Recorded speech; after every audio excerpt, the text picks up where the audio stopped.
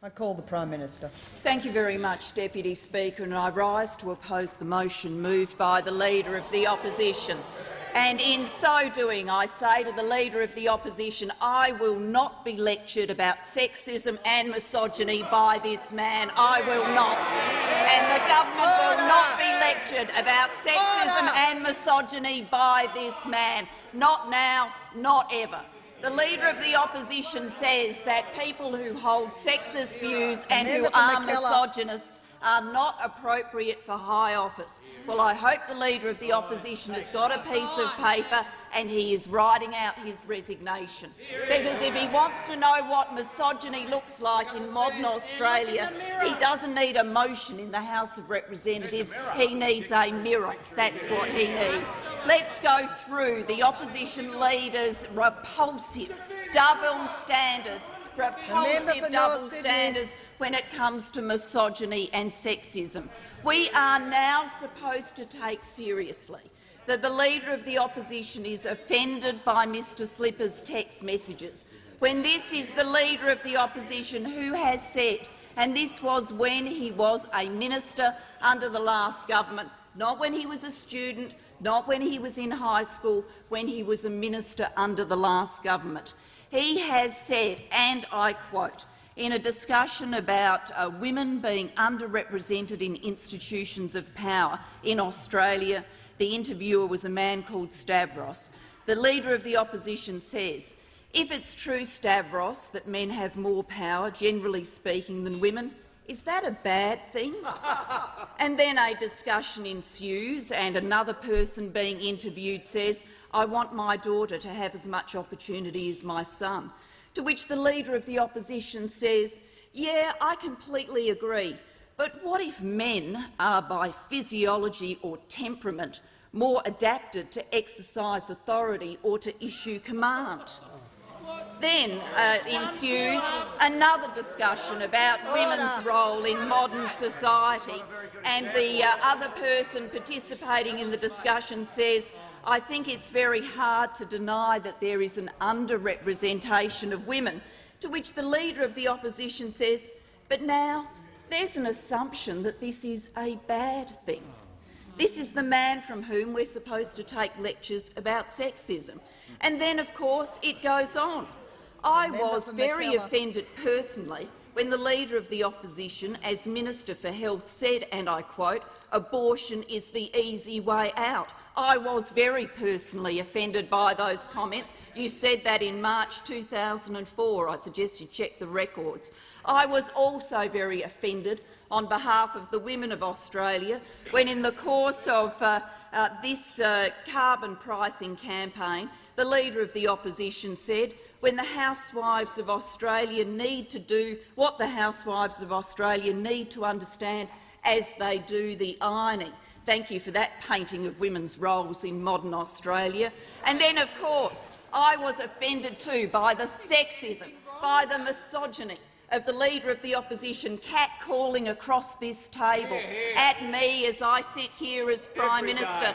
If the Prime Minister wants to, politically speaking, make an honest woman of herself, something that would never have been said to any man sitting in this chair. I was offended when the Leader of the Opposition went outside in the front of Parliament and stood next to a sign that said, ditch the witch. I was offended when the Leader of the Opposition stood next to a sign that described me as a man's bitch. I was offended by those things. Misogyny, sexism, every day from this Leader of the Opposition. Every day, in every way, across the time the Leader of the Opposition has sat in that chair and I've sat in this chair, that is all we have heard from him. And now the Leader of the Opposition wants to be taken seriously. Apparently he's woken up after this track record and all of these statements. He's woken up and he's gone, oh dear, there's this thing called sexism. Oh, my Lord, there's this thing called misogyny. Now, who's one of them? Oh, the Speaker must be, because that suits my political purpose. Doesn't turn a hair about any of his past statements, doesn't walk into this parliament and apologise to the women of Australia, doesn't walk into this parliament and apologise to me for the things that have come out of his mouth, but now seeks to use this as a battering ram against someone else. Well, this kind of hypocrisy should not be tolerated, which is why this motion from the Leader of the Opposition should not be taken seriously. And then second, the Leader of the Opposition is always wonderful about walking into this parliament and giving me and others a lecture about what they should take responsibility for. Always wonderful about that, everything that I should take responsibility for, now apparently including the text messages of the member for Fisher. Always keen to say others should assume responsibility, particularly me.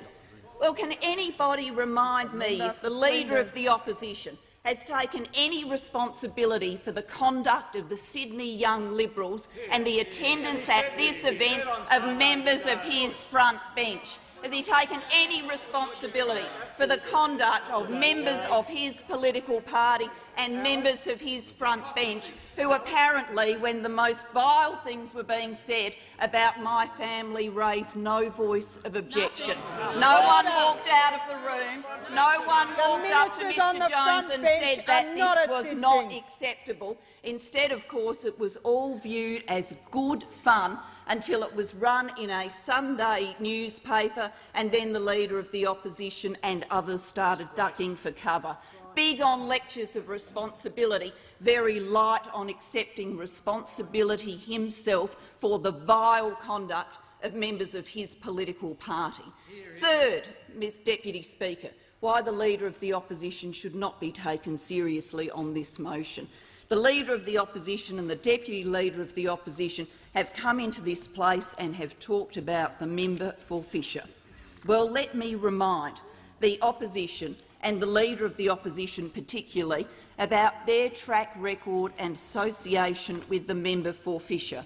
I remind them that the National Party pre-selected the member for Fisher for the 1984 election, that the National Party pre-selected the member for Fisher for the 1987 election, that the Liberal Party pre-selected Mr Fisher for the 1993 election, then for the 96 election, then for the 98 election, then for the 2001 election, then for the 2004 election, then for the 2007 election, and then for the 2010 election. And across many of those pre-selections, Mr Slipper enjoyed the personal support of the Leader of the Opposition.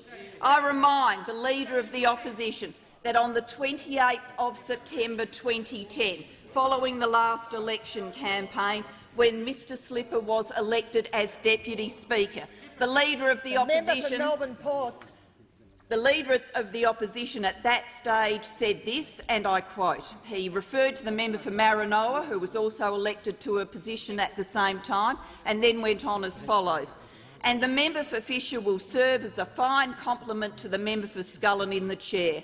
I believe that the parliament will be well served by the team which will occupy the chair in this chamber. I congratulate the member for Fisher, who has been a friend of mine for a very long time, who has served this parliament in many capacities with distinction."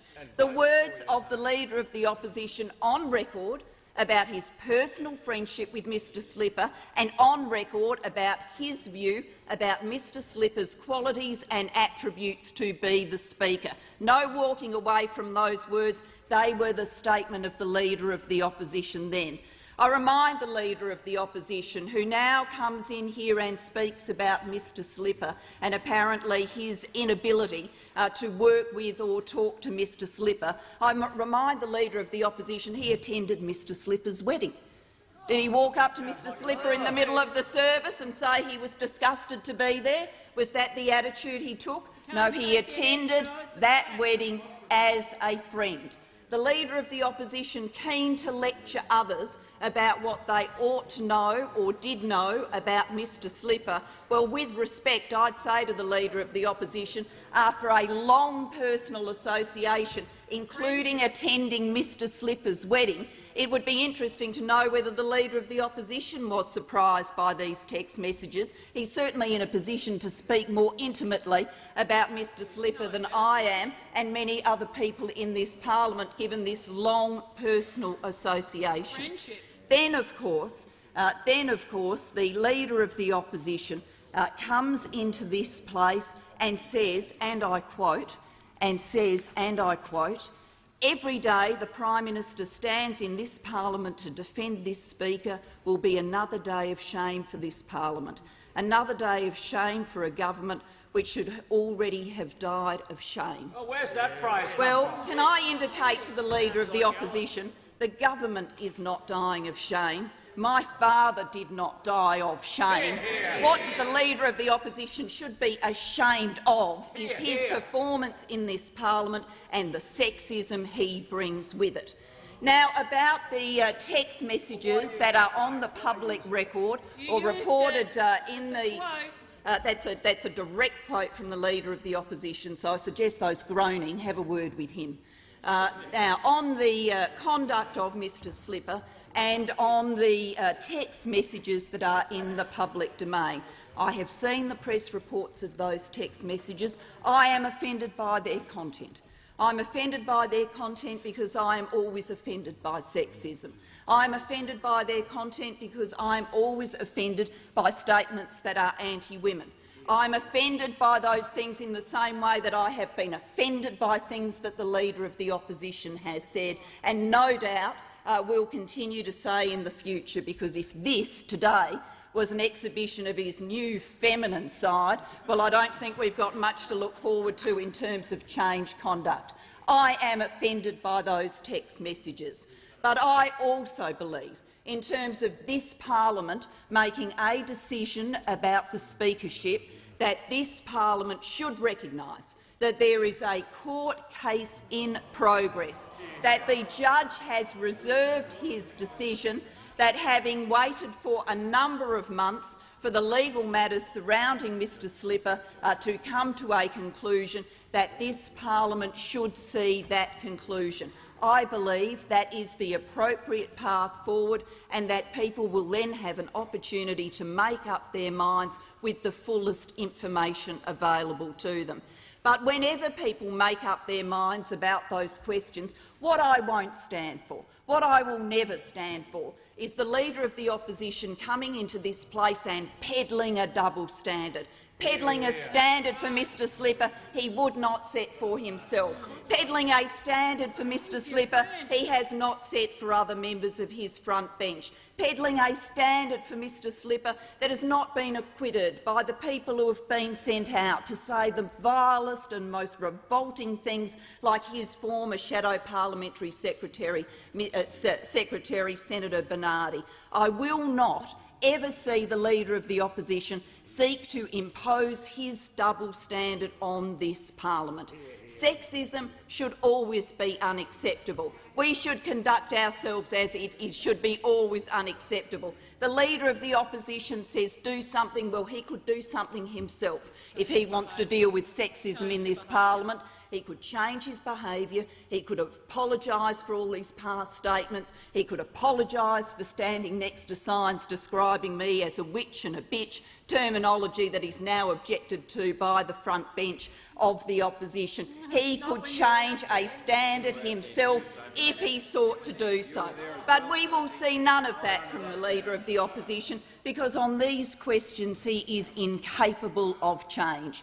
Capable of double standards, but incapable of change. His double standards should not rule this parliament. Good sense, common sense, proper process is what should rule this parliament. That's what I believe is the path forward for this parliament, not the kind of double standards and political game playing imposed by the Leader of the Opposition. Now looking at his watch, because apparently a woman's spoken too long. I've had him yell at me to shut up in the past, but I will take the remaining seconds of my speaking time to say to the Leader of the Opposition, I think the best course for him is to reflect on the standards he's exhibited in public life, on the responsibility he should take for his public statements, on his close personal connection with Peter Slipper, on the hypocrisy he has displayed in this House today. And on that basis, because of the Leader of the Opposition's motivations, this parliament today should reject this motion, and the Leader of the Opposition should think seriously about the role of women in public life and in Australian society, because we are entitled to a better standard than this. Here.